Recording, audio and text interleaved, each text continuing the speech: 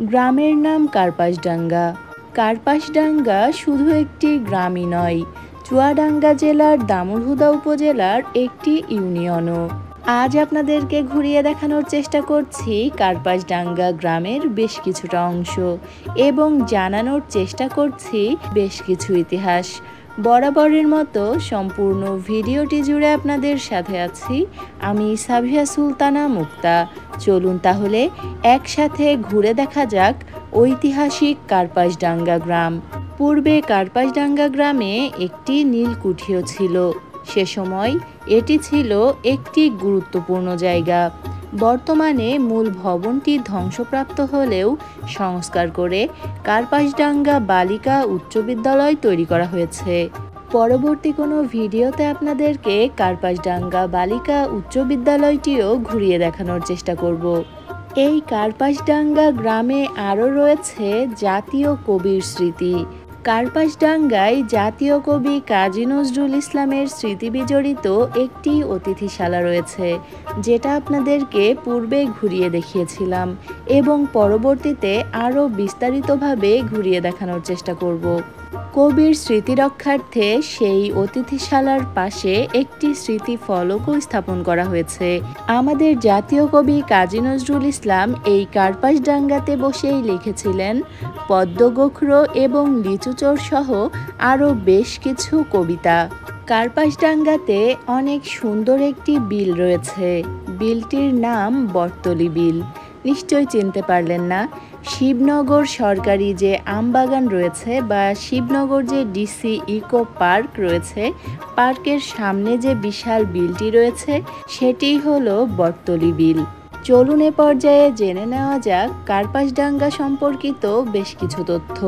আপনাদেরকে প্রথমেই বললাম কার্পাসডাঙ্গা চুয়াডাঙ্গা জেলার দামুড়হুদা উপজেলার একটি ইউনিয়ন। কার্পাসডাঙ্গার মোট আয়তন 14 বর্গ কিলোমিটার। কার্পাসডাঙ্গা ইউনিয়নের গ্রামের সংখ্যা 17টি।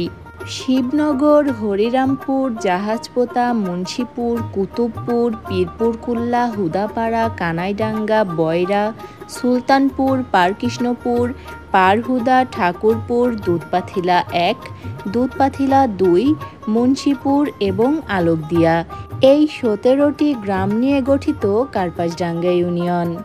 ইউনিয়নটির মৌজার সংখ্যা 11টি। এখানকার মোট জনসংখ্যা সর্বশেষ গণনা অনুযায়ী 41,086 জন, যার মধ্যে পুরুষ 21,333 জন এবং মহিলা 20,753 জন। এই যে কার্পাসডাঙ্গা গ্রামটি, এই গ্রামটি কিন্তু ভৈরব নদীর পাড় ঘেঁষে তৈরি হওয়া প্রাচীন একটি গ্রাম। আর ভৈরব নদীর পাড় ঘেঁষেই কিন্তু তৈরি করা হয়েছিল নীলকুঠি। সেই নীলকুঠিটি একসময় নবাব স্টেটের অধীনে ছিল। আপনাদেরকে ভিডিওর শুরুতেই বললাম কার্পাসডাঙ্গাতে যে নীলকুঠিটি ছিল সেটি কিন্তু বর্তমানে ধ্বংসপ্রাপ্ত। মূল যে ভবন ছিল সেটি ধ্বংসপ্রাপ্ত এবং কিছু অংশ সংস্কার করে কার্পাসডাঙ্গা বালিকা উচ্চ বিদ্যালয় তৈরি করা হয়েছে। সুপ্রিয় কার্পাসডাঙ্গাবাসী, আপনারা কি জানেন আপনাদের কার্পাসডাঙ্গার নামকরণের ইতিহাস? হয়তো অনেকেই জেনে থাকবেন, আবার অনেকেই হয়তো জানেন না। চলুন সে বিষয়টিও জেনে নেওয়া যাক। জনশ্রুতি রয়েছে এক সময় এই অঞ্চলে প্রচুর পরিমাণে তুলা উৎপন্ন হতো। তুলার আরেক নাম হচ্ছে কার্পাস। আর ভৈরব নদী থেকে এই অঞ্চলটি ছিল বেশ উঁচুতে।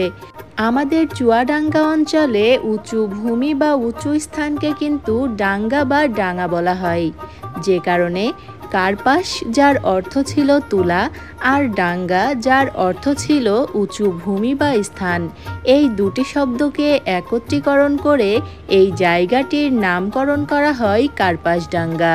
কার্পাসডাঙ্গা একটি বহু সাংস্কৃতিক এবং বহু ধর্মীয় এলাকা।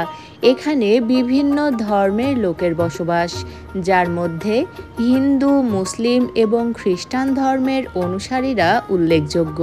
আপনারা যারা কার্পাসডাঙ্গার বাসিন্দা তারা তো জেনেই থাকবেন, কিন্তু যারা বাইরের তাদের উদ্দেশ্যে বলছি, কার্পাসডাঙ্গাতে একটি মিশন পাড়া রয়েছে যেখানে খ্রিস্টান ধর্মাবলম্বীদের বসবাস রয়েছে। এবং আমাদের জাতীয় কবি কাজী নজরুল ইসলামের যে অতিথিশালা রয়েছে সেটাও কিন্তু কার্পাসডাঙ্গার মিশন পাড়াতে। কার্পাসডাঙ্গার মিশন পাড়ায় দুটি গির্জাও রয়েছে, যে গির্জা দুটি আপনাদেরকে পূর্বে ঘুরিয়ে দেখিয়েছিলাম এবং পরবর্তীতে আপনাদেরকে আবারও মিশন পাড়াটি ঘুরিয়ে দেখানোর চেষ্টা করব। এই মুহূর্তে আমরা যে জায়গাটি পাস করছি ঠিক এই জায়গাতেই রয়েছে কাজী নজরুল ইসলামের অতিথিশালা এবং তার কিছুটা সামনে যেয়েই একটি গির্জা। আর আমরা যে সোজা রাস্তাটি ধরে যাচ্ছি এই রাস্তার পাশেই রয়েছে আরও একটি গির্জা, যেটি একেবারে মহাসড়কের পাশে অবস্থিত। আর এই রাস্তাটি ধরে সোজা এগিয়ে গেলেই চলে যাওয়া যাবে একেবারে মেহেরপুরের মুজিবনগর কার্পাসডাঙ্গা থেকে মাত্র 17 কিলোমিটার দূরে অবস্থিত। এই মুহূর্তে আমরা যে জায়গাটি পাস করছি এখানেই কিন্তু রয়েছে খ্রিস্ট ধর্মের একটি ক্যাথলিক গির্জা। যাই হোক, আজ আপনাদেরকে ঘুরিয়ে দেখানোর চেষ্টা করলাম চুয়াডাঙ্গা জেলার দামুড়হুদা উপজেলার কার্পাসডাঙ্গা ইউনিয়নের বেশ কিছুটা অংশ এবং জানানোর চেষ্টা করলাম কার্পাসডাঙ্গার বেশ কিছু ইতিহাস। আশা করি আমাদের আজকের ভিডিওটি আপনাদের বেশ ভালো লেগেছে। আজ তবে এখানেই শেষ করছি। আবারও ফিরে আসব নতুন কোনো ভিডিও নিয়ে, জানানোর চেষ্টা করব নতুন কোনো ইতিহাস। সে পর্যন্ত আমাদের সাথেই থাকবেন। এতক্ষণ যারা আমাদের ভিডিওটি দেখছিলেন সবাইকে অনেক ধন্যবাদ। ভালো থাকবেন, দোয়া রাখবেন।